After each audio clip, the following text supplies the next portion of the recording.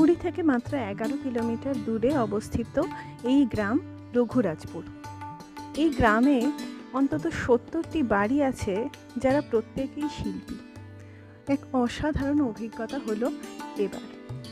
সারাটা গ্রাম যেন রঙিন হয়ে আছে বিভিন্ন শিল্পীর হাতের কাজে। শিল্পগুলি প্রধানত পটচিত্র, তালপাতার ওপরে বিশেষ কায়দায় আঁকা বেশ কিছু চিত্র চোখে পড়ল। অসাধারণ লাগলো এই শিল্পীদের কাজ। সত্যি বলতে কি, মনের মধ্যে এক অদ্ভুত আনন্দ অনুভব করেছিলাম এবার এই ট্রিপে রঘুরাজপুর গিয়ে। খুব সহজেই এখানে পৌঁছে যাওয়া যায়।